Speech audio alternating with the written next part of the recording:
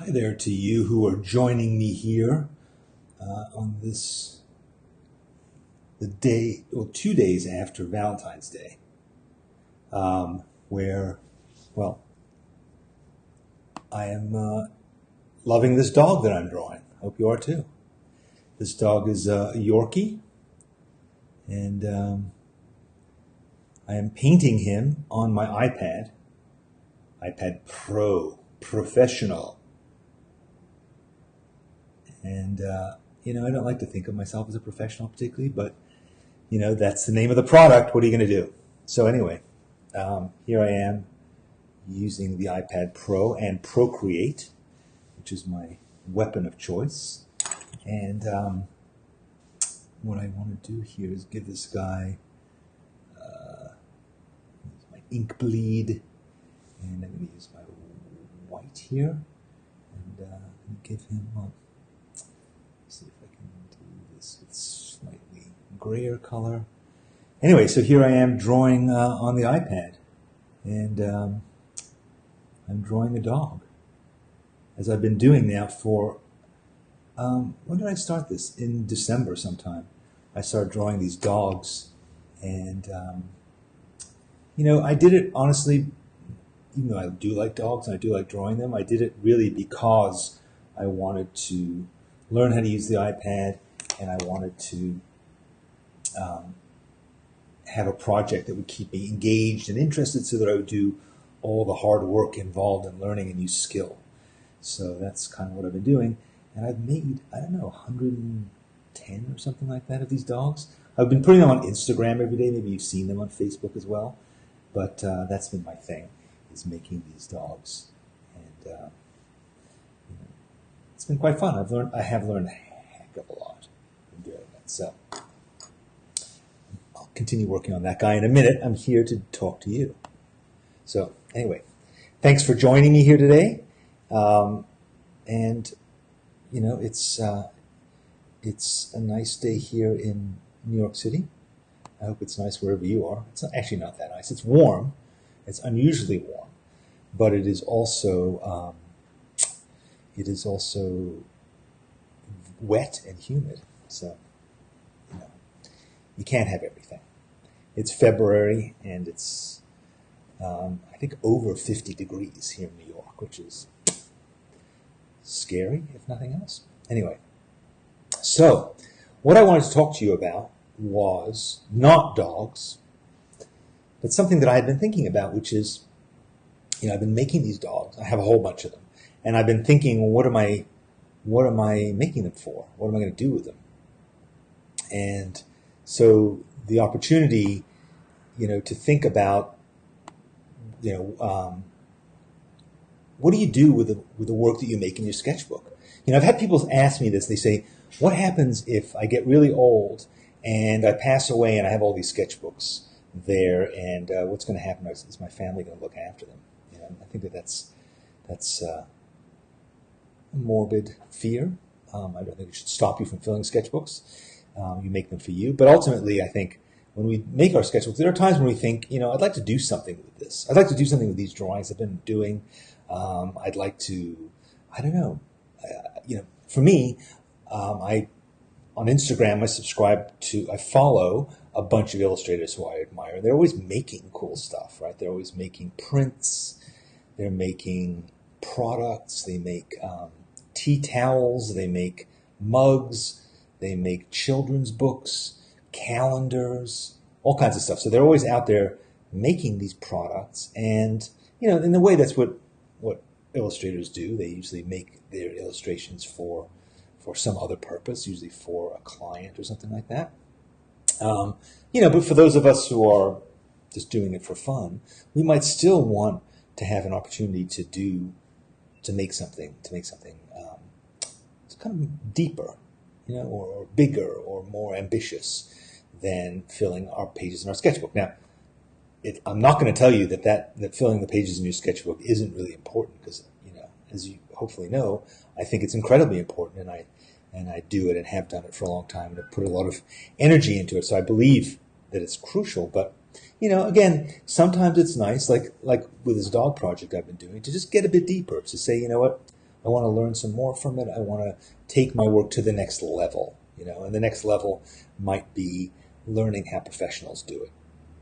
Now, the interesting thing is we started working on Illustration Nation over a year ago, and Penelope Gullahan and I started talking about how could we make a course that would really take some of the essentials of illustration and share them with people, like how illustrators think and work, and what is their process. Because I think we're all sort of curious about that, right? That, how do you become an illustrator? What exactly do they do? And the thing that we discovered, I mean, both of us kind of knew this because we're both illustrators. We both illustrated lots of things. But what we discovered in the process of making this class was that there is no one particular way that illustrators work. What we did is we went out and we interviewed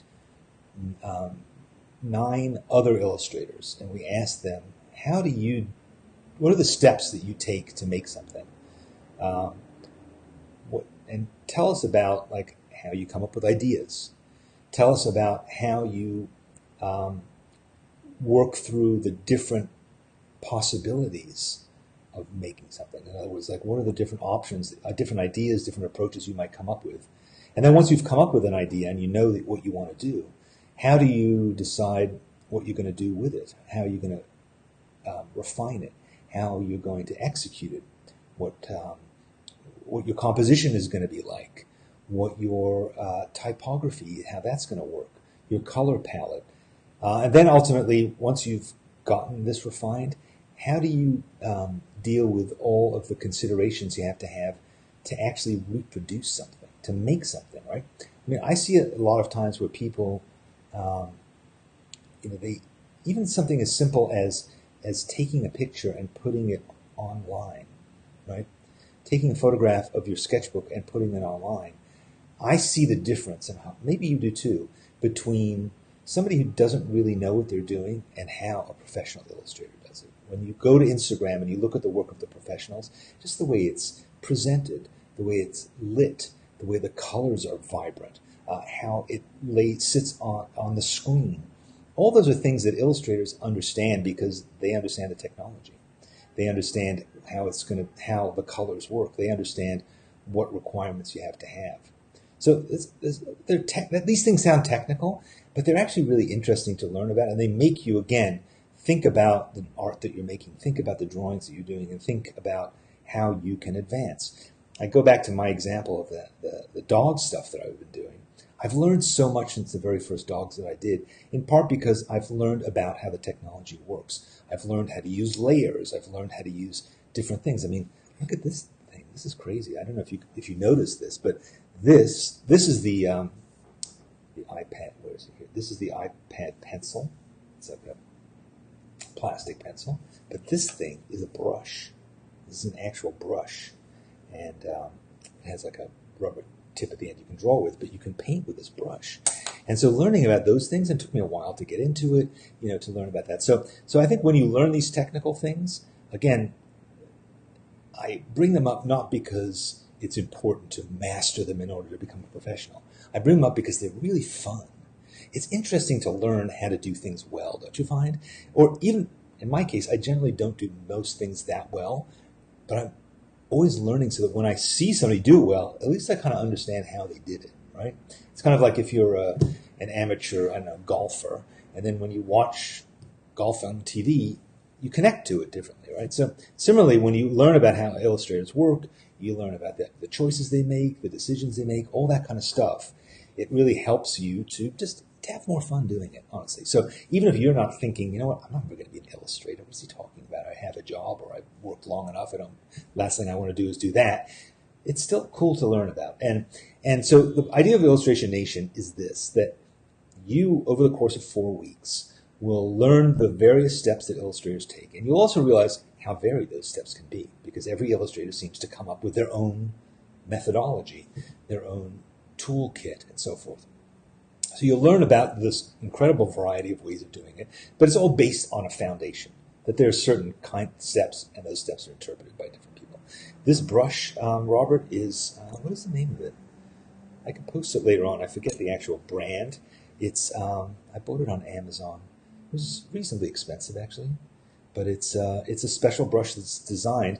You can draw it on the iPhone as well, and it gives you sort of the feeling of a brush when you're using Procreate or something like that. Anyway, so as I was saying, you'll go through these steps. You'll see how people use them, and you'll see Penny develop her own project, and you'll see her go through over a month how she works on this project, how she comes up with ideas, how she looks for inspiration. You'll go with her to the library, and she'll look through books and look at the works of the masters and sort of draw stuff from them. She'll go and she will work on thumbnails and different sketches. Then she'll go to a calligrapher friend of hers' house and learn about how she does typography. That's really cool. And then you'll see her go all the way through the steps, making paintings, putting them into the computer, rearranging stuff, doing all the things that one needs to do to get a finished piece. So anyway, the steps that she takes are essentially the steps that you'll take to end up with this finished piece. I mean, maybe you say to yourself, you know what, I always wanted to make a kid's book for my grandchildren. Or I always wanted to make a recipe book, or I always wanted to, collect some stories from my childhood and share them. I always wanted to, actually make something really of high quality, and this is going to be the step to take that. Again, this doesn't require enormous amounts of experience and skill. It really doesn't. This is not a super advanced class. It's not meant to be a professional class, but it is designed to be, fun and accessible.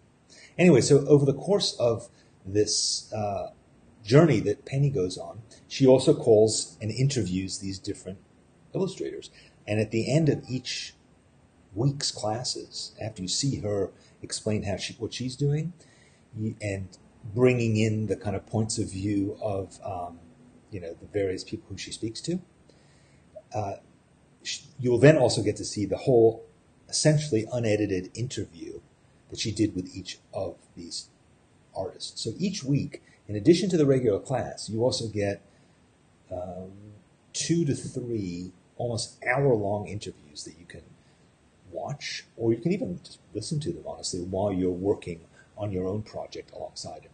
And of course, Illustration Nation isn't just Penny and the 9 illustrators. It's actually Penny and the 9 illustrators, you, and the hundreds of other people who are going to be taking this class. And the whole point is that it's an opportunity to share your ideas, right? And to say, you know what, I'm kind of not sure whether I should go with this one or that one.